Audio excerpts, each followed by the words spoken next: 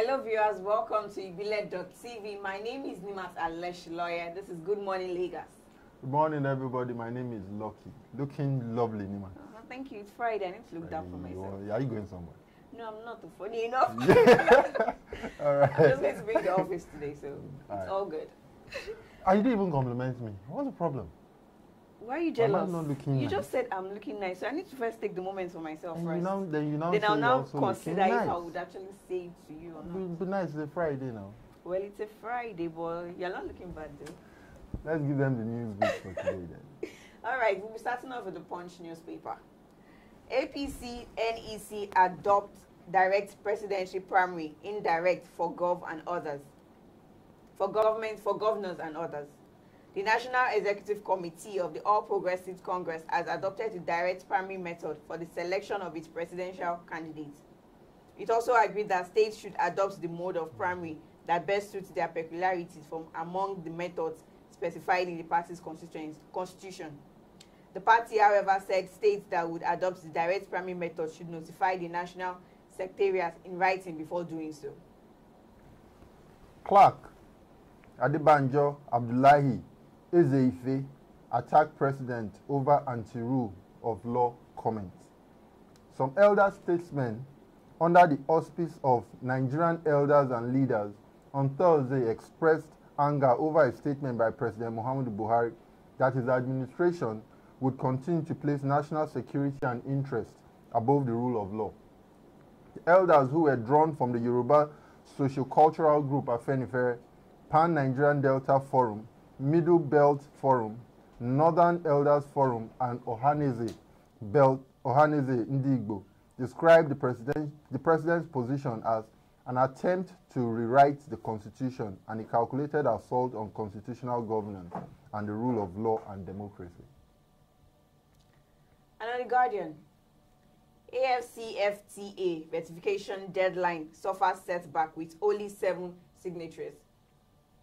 The African Continental Free Trade Agreement may not come into force anytime soon, as only 7 out of the 22 countries needed to ratify it have signed the deal. The deal is meant to create a single continental market for goods and services. Each country has 120 days after signing the framework to ratify. And still on The Guardian, capital importation may fall further in telecom sector. Capital importation of telecommunications company, which fell by 94% in second quarter, may fall further if the economy continues to steep fall.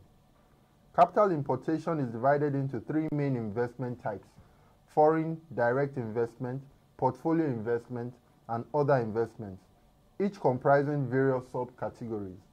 The National Bureau of Statistics report for quarter 2, ended June 2018, showed a downward slope in the sector's capital importation. And on the Vanguard, entrepreneurial drive of young Nigerians laudable, says Osibajo. The Vice President, Professor Yemi Osibajo, has commended the entrepreneurial drive of young Nigerians to create value in the technology sector. Osibajo said this during his visit to Venture Platform Hub in Abuja, alongside British Secretary for Africa and International Development, Harriet Baldwin. He noted that the federal government is supporting technology and innovation because, according to him, it is the future starting today. And on the Vanguard, gay partner arrested for rupturing partner's rectum in Ogun State. 2 men have been arrested by men of Ogun State Police Command after one of them ruptured the other's rectum in an act of sodomy, and sodomy with a promise of 20,000 naira. The police public relations officer in the state, Abimbola Oyayemi, who disclosed this in a statement, said the 2 men, Ademola Adekunle and Okun Basi, were arrested following a complaint by the first suspect, Basi, who reported at Onikpan Divisional Headquarters on Wednesday, August 29th, that the second suspect, Adekunle, is threatening his life. And on the Daily Sun, Soyinka warns Buhari. Nobel laureate Professor Wole Soyinka has knocked President Muhammadu Buhari for advocating the subordination of the rule of law to national interest. In a statement yesterday, Professor Soyinka described the president's position as dictatorial and a polling meant to degrade the authority of the law. Soyinka is the latest in a long list of prominent Nigerians who have condemned Buhari for taking a stance which they considered not only undemocratic but also a grand plot to violate the rule of law. Also on the Daily Sun, Ararume is set to dump APC for APGA. There are strong indications that frontline governorship aspirants of the All Progressive Congress (APC), Senator Ifeanyi Ararume, may be defecting to the All Progressive Grand Alliance to pursue his governorship ambition. Ararume Director on Contact and Mobilization, Vitalis Ajube, who said to Daily Sun yesterday, disclosed that he may be considering dumping APC following calls by his seeming supporters as well as church leader to leave the party and pursue his dream in APGA. And that is all on our newspaper bits this morning. Pick up any of the newspaper to read the full story on them. And let's have our sports update by Lucky. And in the sporting world, we'll take off from EPL. West Ham boss Pellegrini targets first win against Wolves. West Ham manager Manuel Pellegrini admits Saturday's English Premier League fixture against Wolves is a must-win after suffering three successive defeats this season. West Ham picked up their first win of the season at the Carabao Cup against Wimbledon at the Olympic Stadium on Tuesday, and Pellegrini hoped the Hammers replicate their feat playing at home. It's the second game at home. We lost the first one, so we must win one.